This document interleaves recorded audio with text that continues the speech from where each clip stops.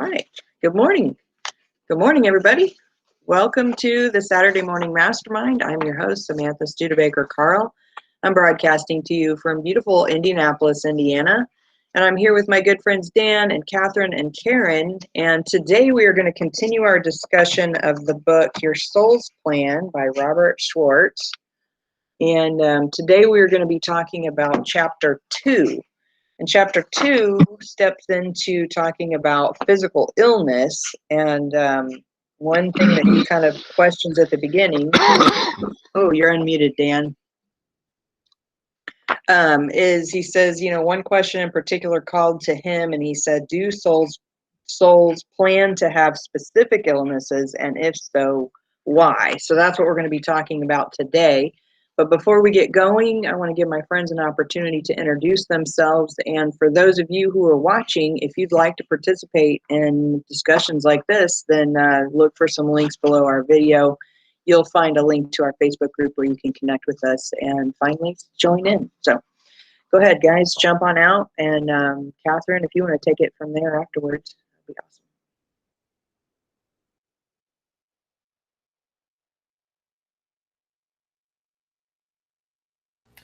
I'm Karen Lohoff, and I'm in Mesa, Arizona, next to the largest fire in the nation currently, the bushfire.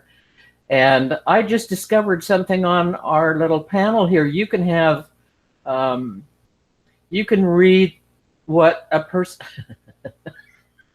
I was just going to say you can read what a person is saying, and I realized it says I just said I'm Karen Mohawk, but I'm Karen Lohoff. But anyway, it's kind of interesting because I'm the oldest person in the group and don't always hear things correctly. So now I have two chances. Good morning and welcome, everyone.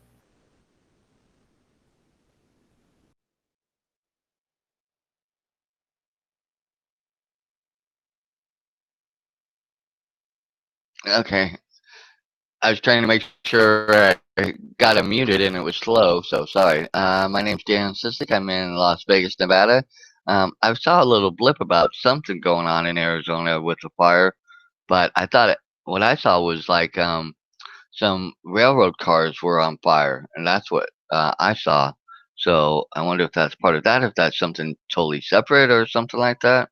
But yeah, I just saw a blip about that. Um, it's been hot here, lots of sunny skies and no rain or anything, and but lots of wind too. So liking the heat, but enjoying getting ready to dive into what we have to talk about today.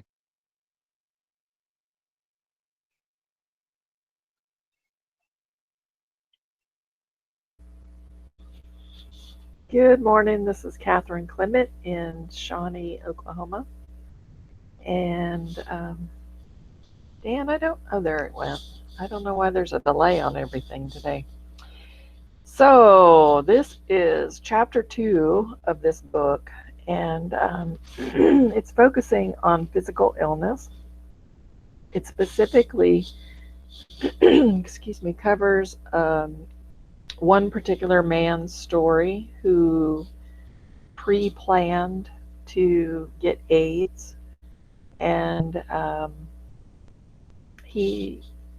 I forget what year this book was written, but it was obviously right in the height of the AIDS epidemic, and it certainly made me think, gosh, if he had written this book today, he would be talking about all the souls, I believe, all the souls that chose to pre-plan and chose to, one, live in a brown body, and two, chose to be treated horrifically, even on video, to bring balance to the hatred, compassion element that we have going on here on Earth. In other words, all of this violence that we've seen against the Black population and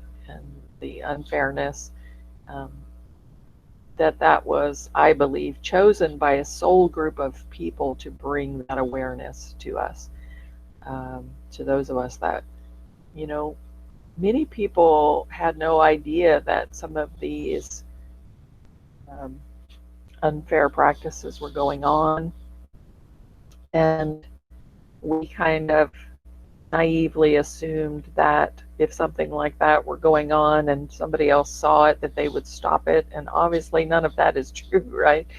So, but again, I believe that this is a sole group of people that have come to teach us this lesson. And it doesn't take the pain out of it, and it shouldn't, because if it does, then we're not going to get the lesson that they went through all this to teach us, right?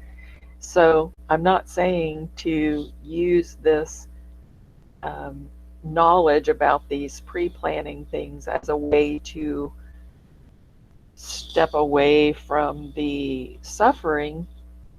And I'm not saying to be in the suffering, but to acknowledge that these things are happening to teach us something. And if you don't feel it, if it doesn't hit you in your heart, then you're not learning. So you have to allow those emotions.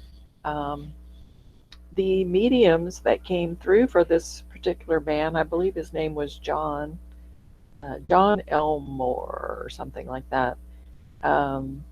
They said that the lesson behind AIDS or HIV is self-love and compassion, learning how to love yourself in spite of other people judging you, shaming you, making you feel unworthy.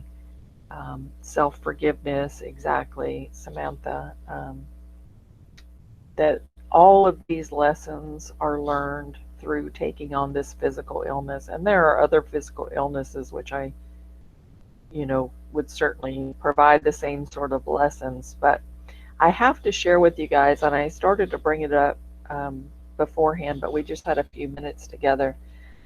It's amazing how spirit works. And about maybe a week ago, I was led to and invited to participate in a study about out-of-body experiences and near-death experiences. And then a couple days later, I got an invite to a class, which happened last night. And, it's one thing to experience things your whole life and have a knowing that this is real. And it's another thing to see scientific proof of that because you always sort of wonder if maybe you're just crazy, right? I mean, it all kind of boils down to that. There's this little niggling, like you can go through your whole life. I experienced this. I know this is real. I know this is true. But what if I'm crazy, So this group that I joined last night and that I belong to now, they have developed some scientific electronics, and they are developing more electronics that they have unequivocally, definitively proven that the afterlife exists. And they've done this through, there was like 9 different ways that they proved it. And they are communicating with people who lived here on Earth as geniuses like Tesla and Einstein. And they're actually getting these entities, for lack of a better word, want to help us fix shit, They want to communicate and help us fix stuff. So it's very easy to, this book that I bring this up because this book that we're studying, much of it is based on the input of mediums. And because some people don't really have a belief in the afterlife. They don't believe in mediums. And so it's very easy to just miss this book entirely if you don't have those basic beliefs. And I'm here to tell you, after seeing what I saw last night, there's absolutely no question. It's not in my mind. It's showing up as not only energy frequencies and disturbances, but also like they have this box. It's called, I don't know if it's called a light box or what, but it's a box that contains no light whatsoever. And when they call this group, there's about 30 entities now that have agreed to, they're actually going to do webinars once this, they're teaching them how to build the electronics to capture their voices, their images. This light box that they built, it can be completely dark in there. There's no one in the room, okay? And then they can ask, let's say they're talking to Tesla that day, they can ask Tesla, put your hand in the light box, and a hand appears in the light box. Like, it's very definitive. And they have used series of questions to rule out, who it is that's communicating.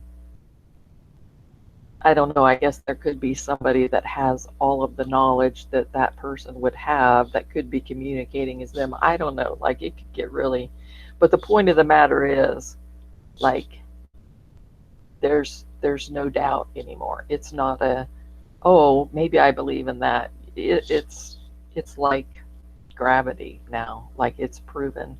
And thankfully they're going through the college system. And as a matter of fact, the study is being done at the University of Arizona, Miss Karen. And but they're sending this out through different colleges, and what they're working on, especially right now, is an ethics committee, because once everybody can communicate, and that's what they're talking about. They're talking about building basically a cell phone where you could talk to grandma. You just dial her up. And it sounds so far-fetched and so sci-fi, that it's hard to comprehend. But I was completely blown away on this webinar last night. It was the first time in my life that,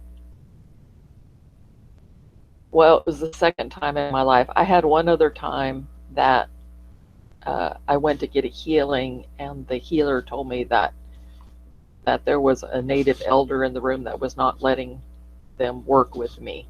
They were very protective of me, and they did not want that healer to work with me at all. And they were able to describe to me the spirit that I've been seeing since childhood. So that was definitely a confirmation, because somebody else saw what I saw. But last night was really, I was like, yes. So they have some books out, and we definitely might consider reading. It's called Greater Reality Living, and it talks about all the different experiments and everything that they're doing. And the information that they're pulling in is mind-blowing. It's just, and it helps answer some of the questions. Like, one of the things that they've asked is, okay, what's become apparent is that the human body is the filter.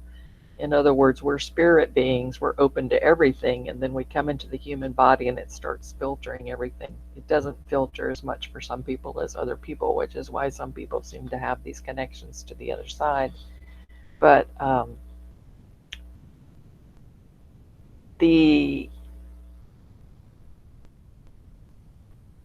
only takes about, I think they said 20 or 30% of our focus to be here in this body, and they estimate that we are living parallel lives, maybe as many as 50 to 100 at one time, which would explain why personalities persist. I think if you remember last week, I was like, why these personalities persist, I don't understand. you know, because I believe in reincarnation. When you die, you just come back as something else, but that personality persists. So that's because of the parallel and being able to live more than one at one time. But it's certainly going back to John and AIDS. You know, there was, back when this book was written, there was still so much judgment against I don't remember all the initials now because there's so many, and I'm sorry if that's not politically correct, but that's my brain, okay? It's not disrespect, it's just I don't remember. LB something, Q something, I don't know, like that whole population of people that weren't, quote, heterosexual. There was just tremendous judgment. If you notice now, we've made great strides. I think there's still, unfortunately, judgment, but there's a lot more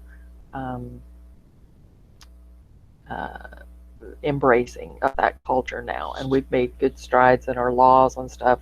Thank you, Dan. They just put up the letters for me. Unfortunately, I'm here in Oklahoma, and just like 2 days ago or something, they passed a law where you can't be fired for being gay or something. And I'm like, what? They're just now. I thought that law was like, seems like that was passed a decade ago or something, but obviously I'm wrong. So anyway, physical ailments, choosing them as a way not only for you to learn, but the thing that they really stress in this chapter is that when we as a soul group are planning these lives, what I go through affects the entire soul group. The lessons that I learn, the entire soul group learns. So we come here not only for our own growth, but for the growth of our entire soul group. So I've been rambling on a long time. Y'all come out. That's cool. You shared so much in there, and yeah, that's so crazy that you were coming across that information at the same time that I found that book, and it's just really wild. But one of the things that it brings up, and that book I was talking about before, in case somebody's wondering what it is called Paranormal by Robert Moody, who is a doctor. He's like he has 2 doctorates, one in like psychology, psychiatry, and the other one in the medical studies. And he was the one that kind of coined the term near-death experience. So this book was written years ago, and or this particular book was written more recently, but he was talking about his first book that was called Life After Life, I think, that was from years ago. But anyway, what was interesting in that compared to what we're studying in here is talking about the soul group. And in his studies of the near-death experiences, people were seeing these souls in their near-death experiences, like a group of souls waiting to greet the person as they're crossing over. And I just found that really interesting because he talks a lot about these soul groups in this book and how they're there to facilitate these learning experiences that we come here for. And then what else kind of popped into my mind when you were talking about the multiple, the possibility of multiple lives at the same time, and this soul that he's speaking with through one of the mediums addresses that, and he's like, so are you saying that we could, we there's like simultaneous lives being experienced by the soul? How can you as the soul entity do that, and or how can there be enough time or whatever? And the soul is like, we're infinite, it's just infinite. Do you think the universe isn't big enough to encompass all infinite possibilities? And so, it was just kind of one of those thoughts that they were discussing, and I thought that was just really fascinating, that possibility that there in our human existence there's linear time, whereas in the soul existence it's all at the same time, or it's just so unfathomable we can't even comprehend it. But one of the things he talked about, you mentioned that small percentage that we're putting an effort in here, um, and this was, which book was this in? Gosh, my mind's like confused between which thing we're talking about, this book or the book I was reading. But anyway, it was no, it was the other book. Anyway, he in the near-death experiences and the shared death experiences, a lot of people had described the event like it was a like this reality that we experience as human beings is actually a figment of the imagination of the soul. And I thought that was just a really interesting way of describing it. And of course, we feel like it's solid, this is the only reality there is. And then you talk about that 30% is all the effort we're putting into being here, which is just fascinating. But back to the subject of the illnesses and the why we might choose an illness in order to, in this life. And he was talking about with John and the HIV. And of course, in this chapter, this is a really long chapter. He also talks about Doris, who has breast cancer. I don't know if you remember that story. But anyway, here's the thing here. He's talking about the why aspect. And it says, only through his near-death experience, and that was with his AIDS illness, did he realize he wanted and deserved to live. Prior to that experience, he had traveled far away from any awareness of his inherent worth. And the contrast between that darkness and the life to which he returned triggered a recollection. He was no longer defined by the harsh words of his father, the judgments of a teacher or schoolmates, the shaming by ex-lovers. He was no longer defined by AIDS. The healing journey is one of remembering. John awakened from his rest with non-physical life with an internal, intuitive remembrance of his immeasurable value. Only by courageously embracing the darkness can we fully understand and appreciate the light.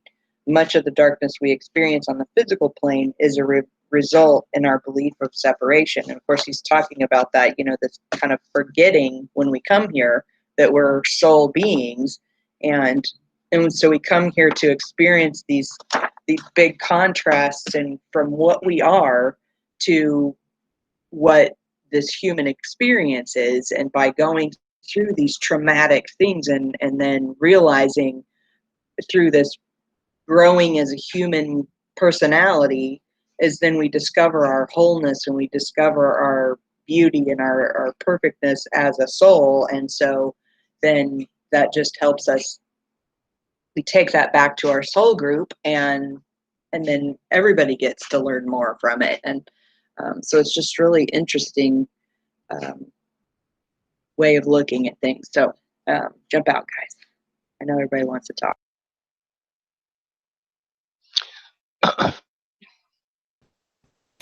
Well, I know I do. I gained I gained so much from this time on Saturday mornings, and I hope I can kind of keep what I have to say in some kind of order that makes some sense. One thing I want to mention is it's Raymond Moody. You just mentioned that he was Robert Moody, but it's Raymond Moody. And of course, this is from my era back then, and his book, Life After Life, or whatever it was called, was one of the first books that I read about near-death experiences. I don't think it was the first one, actually, but it really, really was insightful, and I really enjoyed it because he had interviewed so many, many, many, many people. Another thing I wanted to mention is that I felt like kind of early on in my life, probably in my 20s, I felt like I almost had I don't know, like I was given some kind of knowledge. I wasn't sure where it came from, but I thought it was really extra special. And that was that the body is the veil. And thinking of it that way, you scoot into your body as you grow through crawling and walking and speaking. You get further and further from the experience that you'd come from, and more caught up in the experiences of the body, and soon you don't remember. Most of us don't remember that at all. Speaking of, multiple lives at the same time, I had an experience that was interesting for me. I had read many years ago a book that I think is called When Rabbit Howls. Does that sound familiar to any of you? I had a period of time when I was really, really interested in people that had multiple personalities. I know it's called dissociative disorder now, but and that was probably my fourth or fifth book along those lines. And this woman had such a horrific whatever.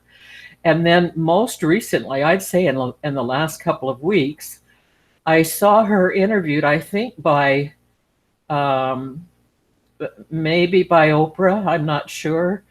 And she was just a really soft-spoken, sweet, woman who obviously was kind of,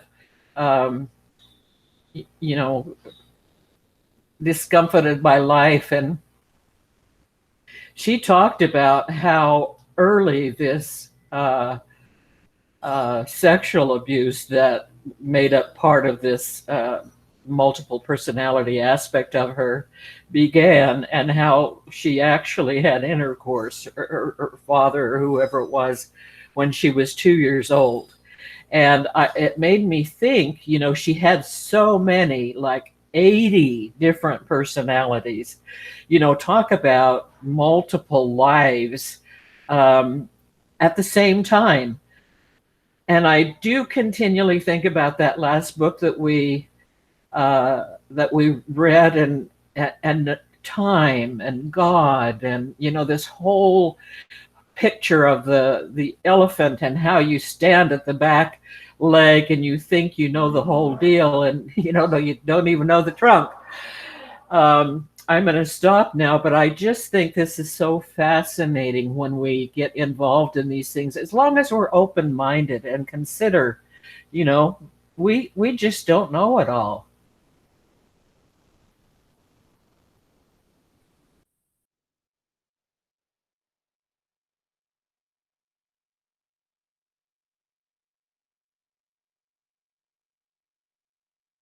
Finally, it unmuted. Sheesh, I was trying to mute a while ago, and there is a delayed reaction for some odd reason, Catherine. I don't know why this week. I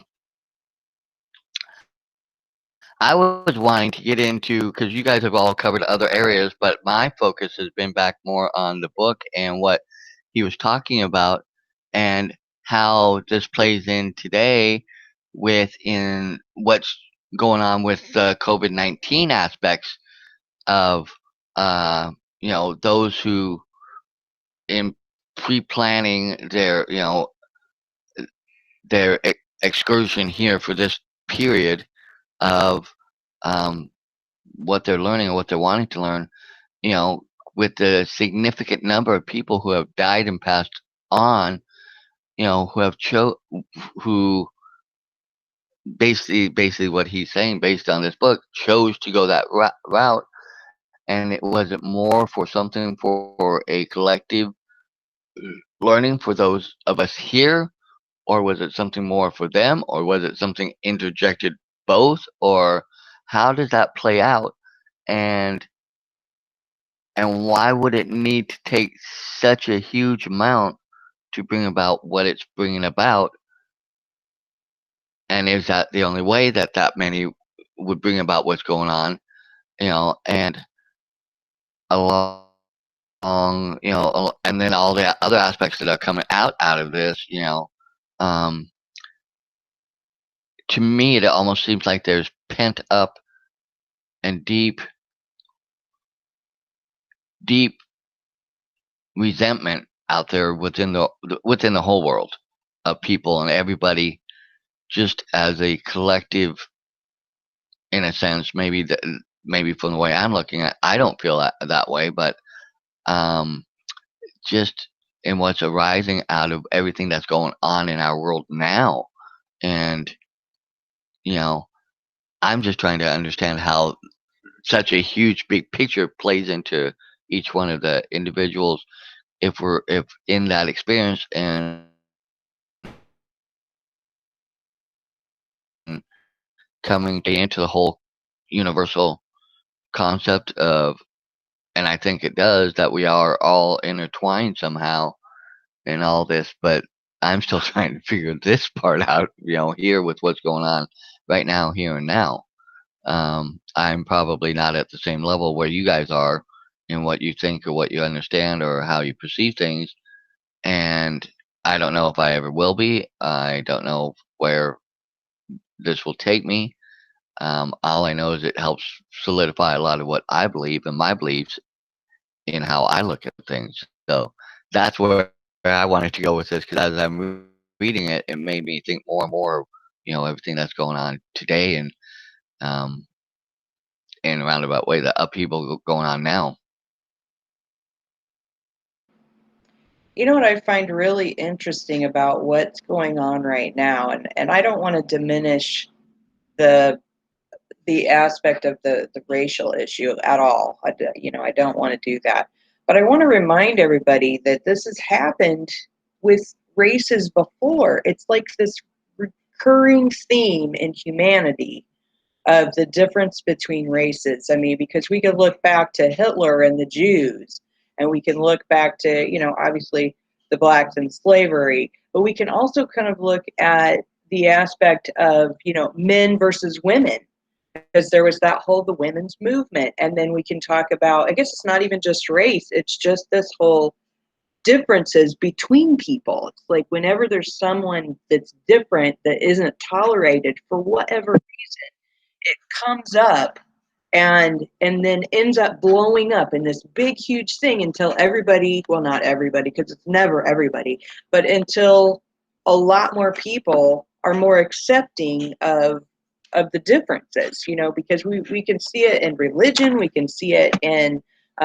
sexuality, we can see it in races, we can see it in men versus women versus transsexuals versus gays versus lesbians. I mean, it comes across, it's like this recurring theme in humanity, and so we obviously have not resolved it.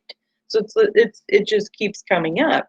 And but anyway, so in the book, he's talking about. I just kind of want to read the last part of this section where he's talking about John's story and the end of it, because I feel like it really addresses not only that, because this was in the time of AIDS, and think about how many thousands and thousands of people were affected by AIDS and how many people died from AIDS, and the big movement that started because of AIDS or around that time.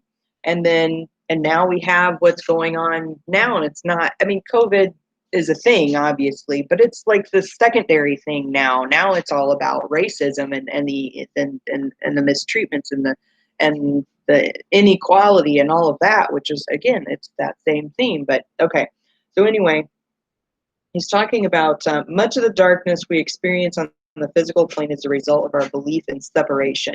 And that separation isn't just separation from spirit, it's separation from one another with our differences. And so we believe that we're individuals distinct and separate from one another and from spirit. We believe, as the angel said, that we are our physical bodies. This persuasiveness of the illusion is necessary for physical incarnations to provide rich lessons in spiritual growth. If we did not perceive separation, life would lack the gravity it needs to be our teacher, and we would lack the motivation we need to be its pupils. By experiencing AIDS, John provides all of us with an opportunity to let our true selves emerge. This gift is offered by many of those we judge most harshly: the alcoholic, the drug addict, the person with AIDS. Each presents us with an opportunity to move beyond the judgments of the personality, to become living expressions of tolerance and compassion, John and others in the soul group planned the life challenges of AIDS in part to teach those divine virtues to society. Rather than condemn, we might instead thank such individuals for being our teachers. Experiencing AIDS or any life challenge for the purpose of teaching others is a gesture of selflessness. In some instances, that selflessness may balance selfishness from past lives. In all instances, it is a gesture of love. To express love when our nature is hidden from us by our own design is the fundamental task of life. We meet that challenge and awaken from self-induced amnesia when we realize that the personality is a temporary cloak. John has pulled that cloak aside to reveal the infinitely loving eternal soul underneath. And I feel like, even though we're talking about the AIDS thing in the book, that it correlates with exactly what's going on in the world now. And and even as I speak, I realize that it's not just even those kinds of differences. I mean, think about all the wars that have happened in history because people think that they're different. And it's like, when will we ever realize, all these things happen? It's the same message that's trying to be communicated. And, I think a lot of us have gotten it. There are many that have. But obviously, there's a lot that still haven't, which is why we keep getting these lessons. I mean, we keep getting these experiences in our generation after generation after generation. It's like every generation needs to have this smack in the face, if you will, to wake up and realize that we're not any different. We're all experiencing this human existence together, and we're all alike. Even if we have different beliefs or different colors or different, we come from different places. I mean, I understand that when you meet somebody and they're different, sure, you have differences and you're like, I don't understand you. You're confusing to me. Sure. But it's why hate a person just because they're different. There's no reason for it. So, because they're really not different. They're just have a different appearance. So, okay, that's all for now. I think my thoughts are pretty mild compared to what you were just describing, Samantha, and the stuff that's going on around me, around us. It's interesting to be in the position that I'm in. I'm sitting in a long-term care home. I haven't been out even to the grocery store. I haven't been out. The only thing I've done outside is to take a brief walk for months now. And I've always been an outdoor person. I actually have a degree in outdoor survival type stuff. And anyway, back to my little minor concerns, which are facets of life, and trying to understand a different facet of what's gone on in my life. I think about how I have tried my whole life to understand how my mother and I are different. And I don't know that she ever thought of us as, I don't know that she ever thought, well, Karen's so different from me. I don't know that those were thoughts that she had, but she had a lot of physical ailments in her life. I was the oldest, and so I suppose I was the one who was most aware of some of the different ailments that she had. I know that I've mentioned before that she had I always say ileostomy, colostomy, because I can't remember which is the surgery and which is the outcome. But that probably impacted me the most, because she wouldn't go with us when we would go to a little cabin, or we would go, with either her father or my dad's mother fishing, or, any of those trips. And you can imagine why, and here I am 70 years old, and I still rather than understanding why and just being at peace with it. I still really regret that my mother wasn't with us, that I didn't have a female adult with us when we went outside. Um, there were many, many, many more things, but that was for me the explanation. I remember thinking and saying to many people, I must have chosen to have mental illness in my life because my mother had physical illness, and it was the last thing I wanted in my life. And of course, you don't escape physical illness just because you're mentally ill. But I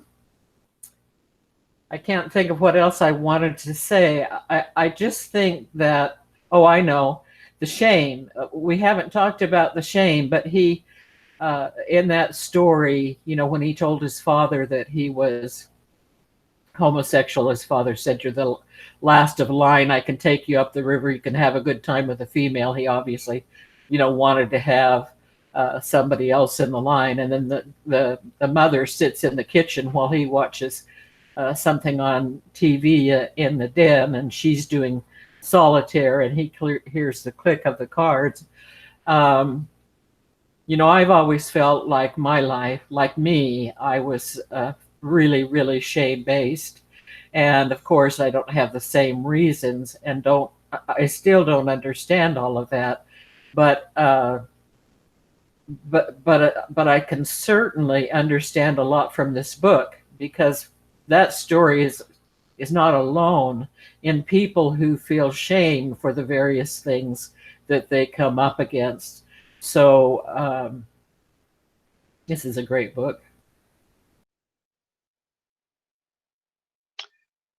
Interesting that you brought up that point about the little thing with your mom and stuff, because for me, I don't necessarily have shame in a sense of shame of some things, but for me, mine's a little different in interaction with other people and interaction, especially with family. Because one key thing I really, really, really remember with my mom growing up and outside of the abuse and stuff was my real mother would spend days on end.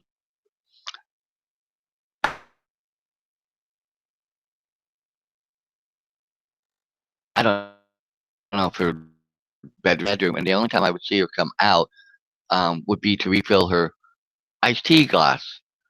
As far as I knew, but I'd see her pour it out of the pitcher, and I think I even tasted it a few times, and it was iced tea. But I don't know what she might have had in her bedroom or stuff. But that, and so when people isolate themselves from me like that, it really me, it makes me edgy. It makes me, like, what's wrong with me? What did I do wrong? What? So I don't have a shame in that sense, but I just look at myself and internalize it and like, what's wrong? Why don't they want to be out here with me? What, that goes on top of the other aspects of being, abused and stuff and things like that that I carry. And it's really weird how, like, even with family at times when we, don't get together and don't do things, I tend to kind of spiral off into that. And I don't understand why. And it's something that really just bothers me, even when people just don't do it and they don't do it intentionally. And in my mind, I might even know that they don't do it, but it still is one. That's one thing I really have struggled with all my life, and it really, you know, it just. But when you were talking about that, Karen, it just kind of made me look at that and think that, because on and off all my life, I always wondered, you know, and it does. It impacts you as a person, and sometimes I think, like what he says, you have to kind of make that conscious decision somewhere along the line that it's there, but you got to kind of continue to move on and live too. And that's what I try to do. But there's still moments where it still comes up, and I'm just like, really, what, what, it's still something I'm still reconciling with.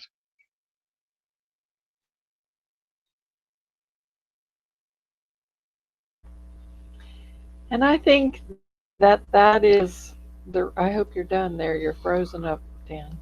Are you done? Yeah, okay. Um, I think that is the reason why books like this are so important, and why I'm so excited that they're actually scientifically being able to prove some of this stuff now. Because imagine if, as children, you understood these concepts that you're coming to understand now. It would alleviate 60 years of your suffering, Karen, or however many years you've been suffering, Dan. So that's why I'm so passionate about bringing forth these concepts, and so excited. For years I've been talking about them, and at the risk of being ostracized and judged and told I'm crazy and different things like that. So it takes bravery to, quote, come out of the energy closet, and start talking about some of these things. But because they alleviate for me, they alleviate so much suffering. Because if we all knew as children these concepts, we wouldn't blame ourselves for things that our parents went through. We wouldn't feel unloved because our mother had mental illness and couldn't really cope with life, so she isolated herself. But it obviously had nothing to do with not loving you, Dan. As a matter of fact, some of it may have been, maybe she didn't know how to show you or tell you, and so she isolated even more so, feeling guilty for not even knowing how to show her own child that she loves them. And I can say that because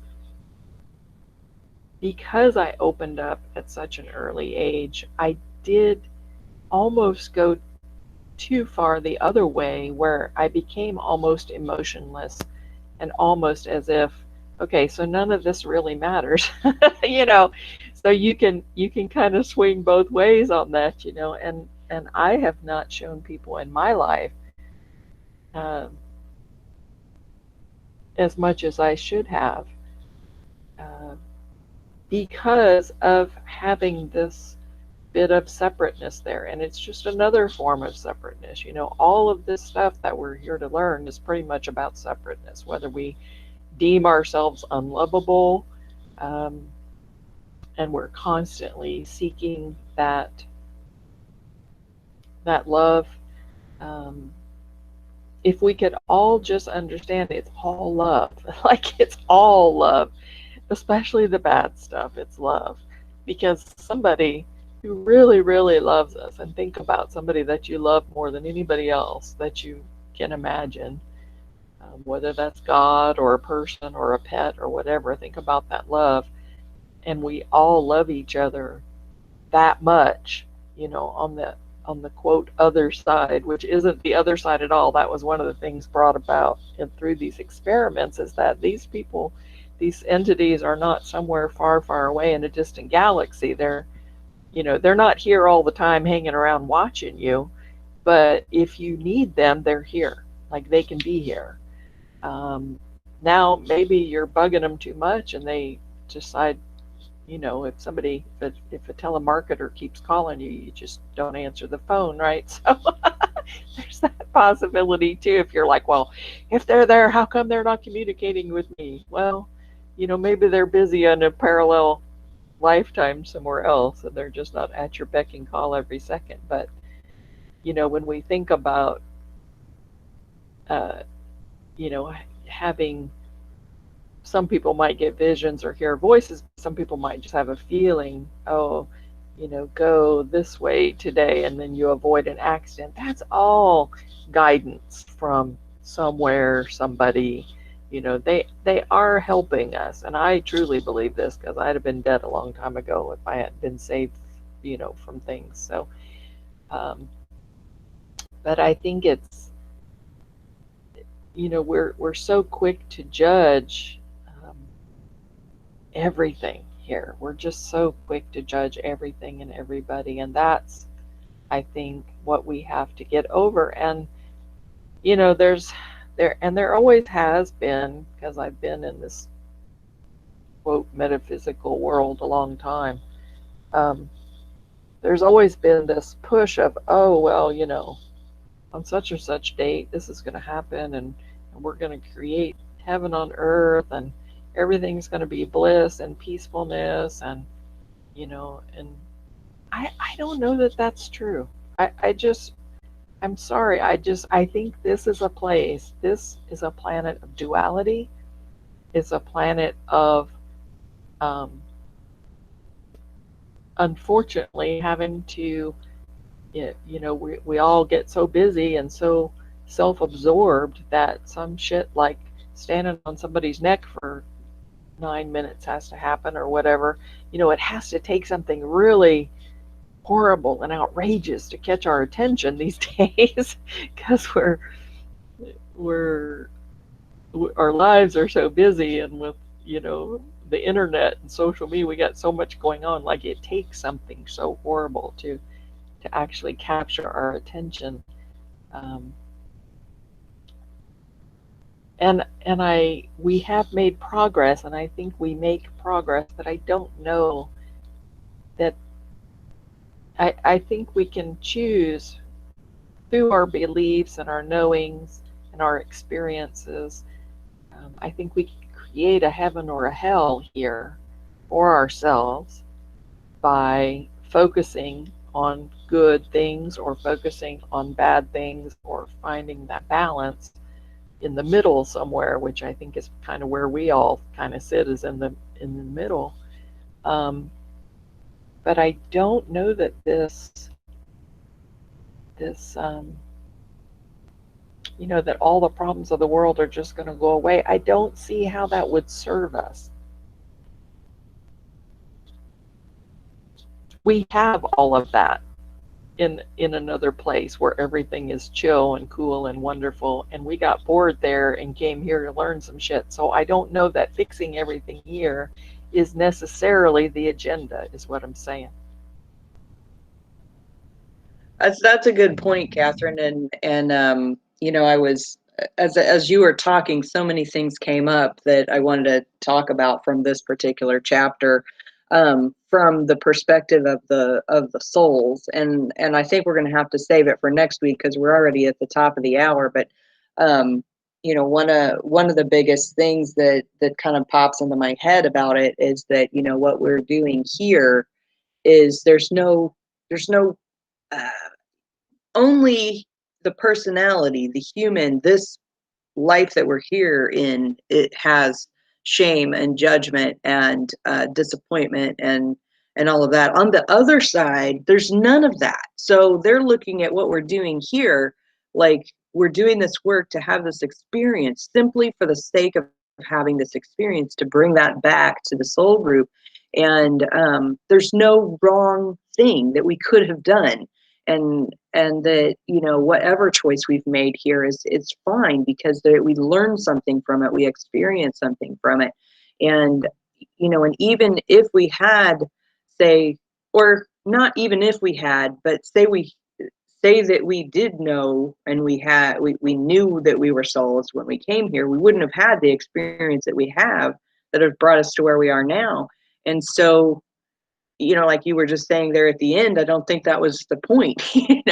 And but I don't know, but there's a lot more to talk about with this chapter on that soul aspect, and so I really want to discuss it more next week. I need to go through the written version, because this week I went through the audible version, so I remember some, but there's a lot of things that came up while I was driving that I couldn't take notes on.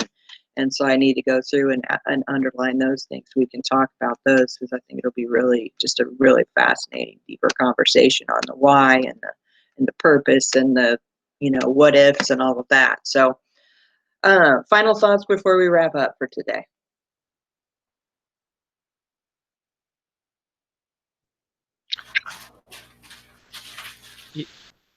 Yeah, I was going to just jump out and say, been interesting, and I think I beat you guys this time. It's, um, interesting, just all the aspects that we covered, and just to kind of finish up on what I was saying earlier, in and out of that, I do realize that there were a lot of issues going on in my mom's life. Just to quit, my mom was married when she was 15 and a half. My real mom.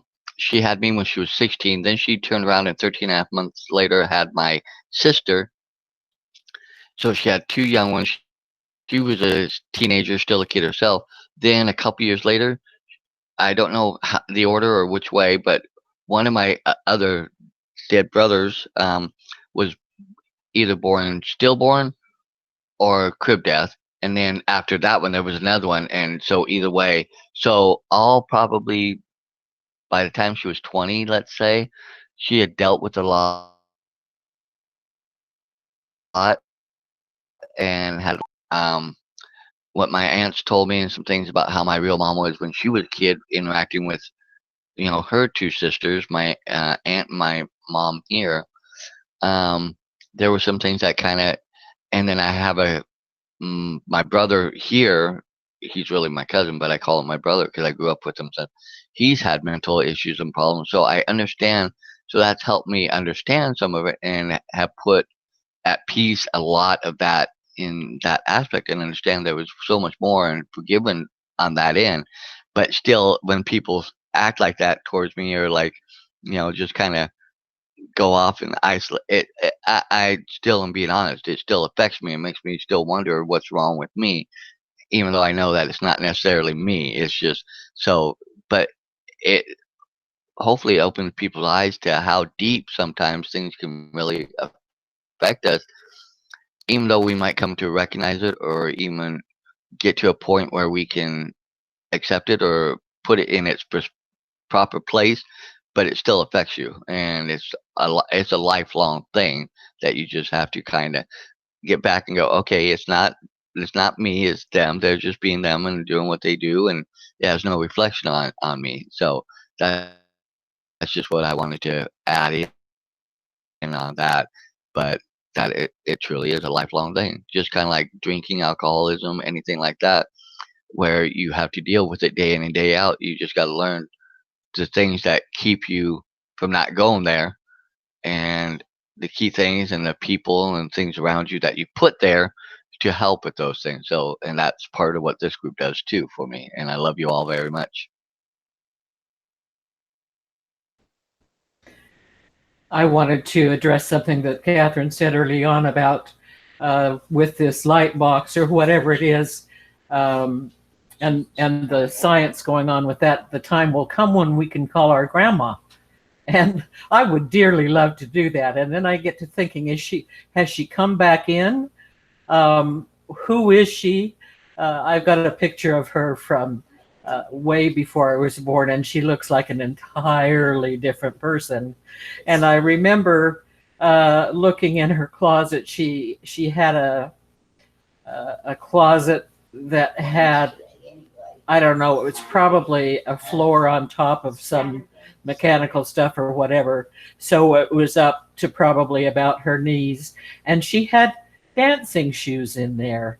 And she was not a person who looked at all ever like a person who would dance. And it was so fun to try and imagine her dancing. So I would think about the different lives and the different things that we would need to go through. And it's a good thing our phones don't require cords and so forth to contact our grandma. Love you guys. Some of you other folks out there, come on in.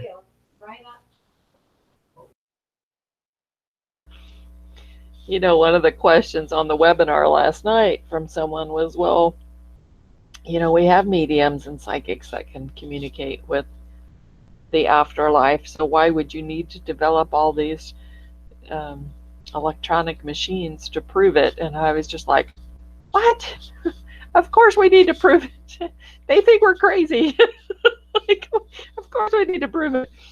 And and hopefully, it doesn't, and they're trying to take precautions against it, but we know as a human race what we do with things, right? But hopefully it will be developed and not used for ill will, you know, because according to them,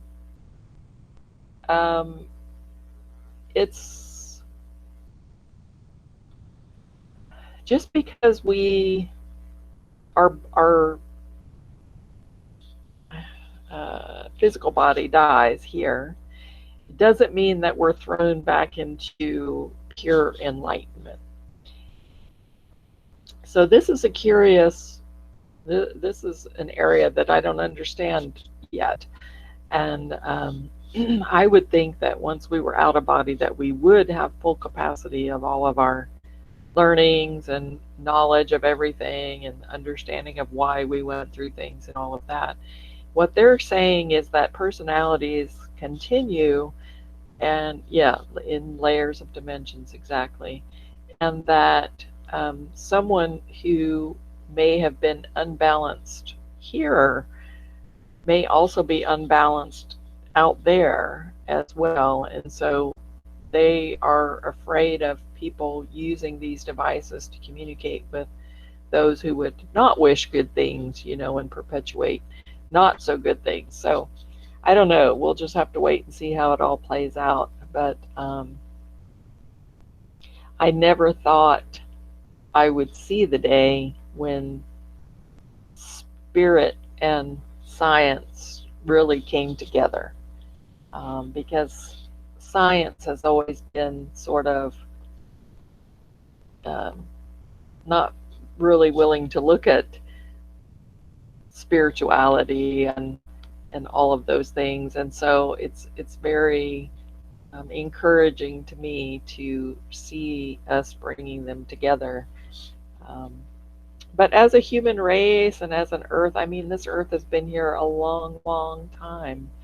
And as special as we think we may be, I don't know that we're just going to save everything here. I think there's going to be plenty more generations coming along dealing with these what we would term good and bad issues. Try seeking the balance. There's purpose in that unbalance. And understanding that and not suffering because of your understanding of that, or maybe not, or suffering less, I should say, I think is an amazing thing, because people create hell for themselves by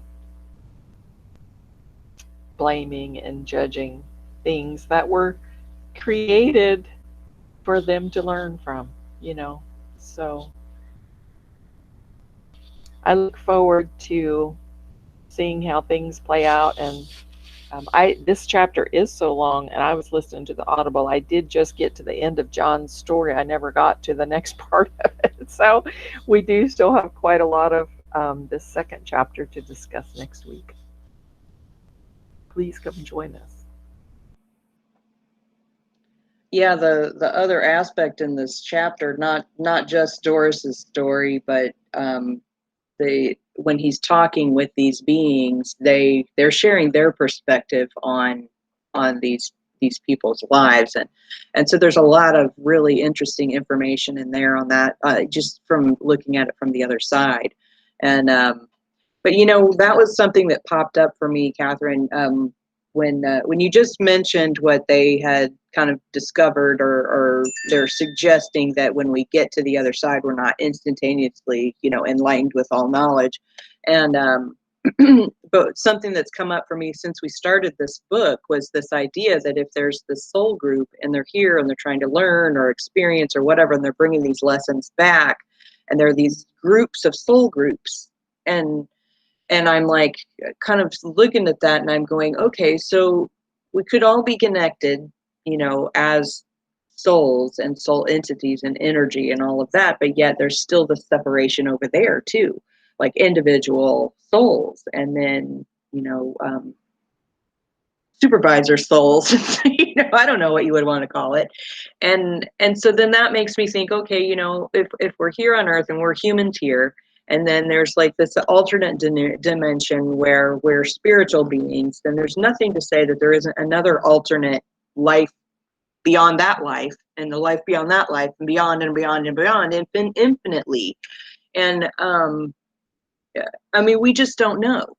And I think it's interesting that they've, you know, they're discovering this, you know, scientifically, this alternate dimension of spiritual beings. And you know, when we were talking in previous discussions, when we were talking about quantum science and quantum mechanics, and where they're discovering possibilities of alternate dimensions, and it's just really interesting, and it boggles the mind of the possibilities of what there might be, and that this is just one tiny little blip of it. And so it's fascinating, definitely fascinating. So I think that even once we figure out whatever we think we want to figure out, there's still going to be something beyond that we want to figure out. And I don't know. And another thing that comes up for me when we're talking about these entities, you know, coming here for this experience because they want to know, they want to feel, they want to experience, and so that kind of plays into the aspect of this kind of like desire for lifelong learning and lifelong growth, and you know, no matter where we are, or who we are, we want more, whatever it happens to be, whether it's more stuff or more knowledge or more experience or more knowing or whatever. It's just this inherent thing in humanity.